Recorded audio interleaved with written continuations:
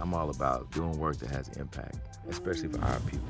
Sometimes we get caught up in our own stories and don't take the time to see who that person is. Ooh, you made me so mad. I'm like, I need to get back into therapy.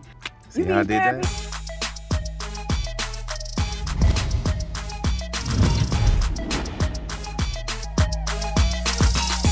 This is your sister, Jessie Wu, and this is another episode of BET Talks. We have got someone very special in the building today. We've seen him on our screens on so many different occasions. We've seen him in Selma, Burn Notice, A Wrinkle in Time, High Flying Bird, American Horror Story, Moonlight, my favorite. Y'all give it up for the one, the only actor extraordinaire, Mr.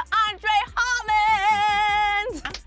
Don't be shy, let's give this man his flowers. How are you doing today? I am doing well. After that introduction, I'm doing even better. Thank you. Yeah, that's right. All right, so before we get into this amazing film titled Exhibiting Forgiveness, which is such a masterpiece, we want to play a little game with you, okay, called Pet Peeves and Pleasures, okay? So, what are the best and worst parts of taking on a new role? What is your pet peeve and what is your pleasure?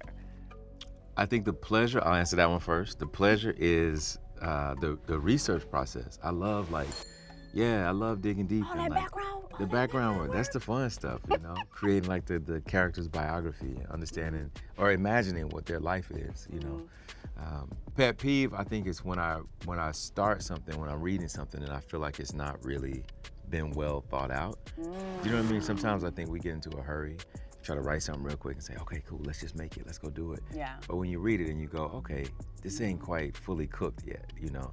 That's a little bit of a pet peeve. Exactly, it need a little more time in the oven, you know what I mean? I like that, I like that. What about learning how to paint for this role? Because you was getting your Michelangelo on now. What was the pet peeve of that versus the pleasure? Well, I think the pet peeve, is like when you see movies, for me, when I see movies, and I think Titus shared this, our director Titus shared this opinion, when we see movies that, you know, are supposed to be about, you know, musicians, for instance, right? You see a piano player and you see the shot of their hands on the piano and then you see their face, and you see the hands and you see the face, but you never see them in the same frame. For me, it was a pet peeve of mine. I really wanted to make sure that the painting felt authentic. You know, it's such an important part of Titus's life. It's such an important part of the story, you know, and we wanted to make sure we got that right. So we spent about 3 months together in his studio before we really started talking about the script of the story, just learning how to paint. And I was starting from zero, you know. Wait, and you did this with the director of the film? With the director, yeah. So the director, the writer-director is the painter on whose life the story is based. So I'm playing not him, but like a version of him in the movie. One of the things about painting that I learned is the importance of breath. Ooh, talk to me about that. Well, we practiced a lot with, with taking the brush and taking a breath and then making a confident line. We would go to museums, for instance, and look at like the different lines that we would see in paintings and you could identify when it's like tentative versus when it's confident. And the breath is largely what connects you to that confidence. What? And it's the same thing with acting, you know? It's like you have to stay connected to your breath. That's where you get access to all your emotional life, you know, all your intuition, all of those things. And so it was amazing. And I think, and then that painting then became the pleasure. Because over the course of time, I really fell in love with the process and found myself like wanting to paint more and more. Titus Kaffar, this is his first time as a screenwriter, director, producer with Exhibiting Forgiveness. What did you learn from him as far as filmmaking? He put this movie together in a non-traditional way, in the sense that we didn't go through the traditional Hollywood channels. I don't know that Hollywood would have financed it. It would have been difficult to finance a movie like this, right? But he had connections outside of Hollywood, and he was able to put together a financing model that made sense and that made it possible for us not only to make it, but to make it on our own terms, to make it the way that Titus wanted to make it. You know, it's his first time writing and directing a movie, and he wasn't afraid of what he didn't know, and he invited the actors into the creative process in a real meaningful way. Nice. What I mean is that he said to me very early on, he said, look, I don't know everything about this. I'm new to this world. He said, so I'm relying on you and on Ingenue and on the other actors and the people around me to help. What comes to mind for me is a scene where Ingenue and John Jokes are talking to one another on the porch of the house. She's sweeping the porch and he's standing outside. And this is a scene that wasn't originally in the movie. It's one that Ingenue actually advocated for. She helped Titus to create this scene because she felt like it was necessary. And so, you know, it became this really open process where nobody had a monopoly on a good idea. We all were able to share our thoughts, and, you know, things made their way into the movie. Nice. Andra Day's song, for instance, Bricks, which is a beautiful song that she wrote for the movie, came out of our rehearsals. What was it like working with her? So Andra and I, like, we get along so well. You know, from the very first time, we met doing this movie. We hadn't met before. Really? Yeah. She plays your wife in the film. Again, y'all have really great chemistry. Yeah, we do. And we do as in life too, as friends. Like, we talk all the time, we support each other. She's a brilliant artist, she's a brilliant person. That's my sister right there. That's like one of my best friends now. Good. Yeah. What about Ingenue Ellis Taylor? She's incredible. We actually did a play on Broadway together a long time ago. It was I think it was both of our first plays on Broadway. And I learned so much from her. She's so committed, she's so honest, she's so rigorous, so deep, you know? And when you look into her eyes, man, it's a whole world. She means it. She means everything she say. Yeah. John Earl Jelks plays your father. Yep. You guys have scenes that are like, okay, what was that like? Yeah, John's one of these legends, you know? He's like really is a legend. Anybody in New York theater, if you say the name John Earl Jelks, everybody know John. And everybody respects John as an artist and also as a human being. So getting a chance to work with him was a dream. I mean, I saw him on Broadway in an August Wilson play when I first came to New York. I was like, who is that cat?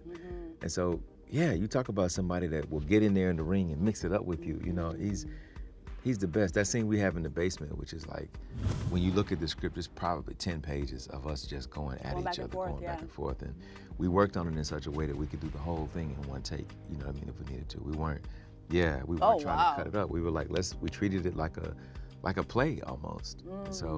And Titus was, you know, generous enough to just give us space to do that. And so we only had to do it maybe 2 or 3 times, and we had the whole scene. Earlier, as I was introducing you, we talked about all the other projects that you've been in, like A Wrinkle in Time, American Horror Story, Moonlight. I remember that's the first time I saw you, and ooh, you made me so mad at Moonlight. You made me so mad at Moonlight. But just thinking about seeing you in Moonlight and then seeing you in Exhibiting Forgiveness, again, you have this range. Yeah, I always look for things that like surprise me and that challenge me. When I read this script, I knew right away it was going to be a huge challenge. The painting being one part of it, because again, I started from absolute zero, and so I knew that was going to be a pretty labor-intensive process. And then also, you know, the story calls for a real openness and a vulnerability. That's scary. Yeah. You know what I mean? To be on set and just throw yourself into it.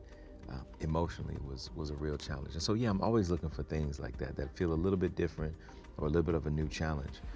Yeah, but I'm glad you think I have range. I appreciate that.